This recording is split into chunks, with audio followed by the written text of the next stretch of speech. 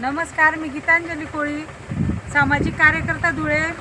आदिवासी कोळी जमातीच्या एकजुटीसाठी महाराष्ट्रभर माझा दौरा सुरू आहे आणि महाराष्ट्रभर दौरा सुरू असताना सांगली जिल्ह्याला मी इथे आलेली आहे। गावोगावी भेटी देत आहेत।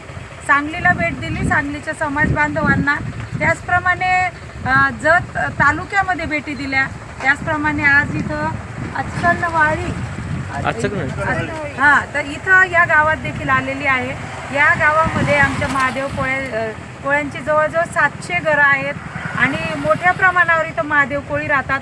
परंतु विकासापासून दूर आपण बघू शकता, दूरपर्यंत इथं फक्त जंगल आणि शेती आपल्याला दिसते।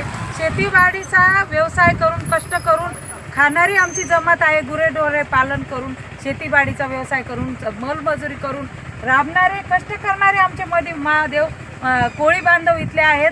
आणि असं असताना देखील आमचे विद्यार्थी आहेत, शाळा कॉलेजला जातात। तुझ्याकडे कितवीला आहे बेटा? तू 12वीला पुढे आहे बेटा?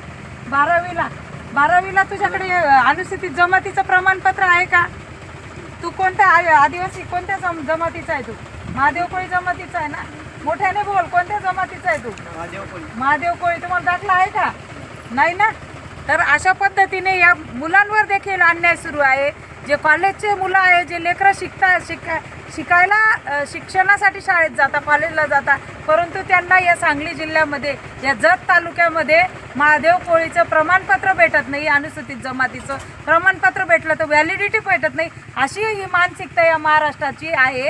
आणि महाराष्ट्रातील हे जे अधिकारी आहेत, SDM असो, प्रांत असो किंवा जात पडताळणी अधिकारी, यांच्या मार्फत निरंतर अन्याय या महाराष्ट्रातल्या आमच्या महादेव कोळी, मल्हार कोळी, चोकरी कोळी, ढोर कोळी बांधवांच्या लेकरांवर सुरू आहे। आणि या अन्याय दूर होण्यासाठी यांना सुलभतेने 1950 पूर्वीच्या कोळी नोंदींवर अनुसूचित जमातीचे प्रमाणपत्र मिळण्यासाठी निरंतर आमचा लढा सुरू आहे। त्याच लढ्याचा एक भाग म्हणून आदिवासी कोळी जमातीच्या एकजुटीसाठी, तसेच त्यांच्यावरील अन्याय दूर करण्यासाठी मी गीतांजली कोळी, सामाजिक कार्यकर्ता, माझा जवळजवळ 4 ऑगस्टपासून महाराष्ट्र दौरा सुरू आहे। आणि आज महाराष्ट्र दौऱ्यावर असताना सांगली जिल्ह्यात हा माझा दौरा सुरू असताना इथं या गावाला भेट दिलेली आहे, त्यांचे प्रश्न जाणून घेतलेले आहे।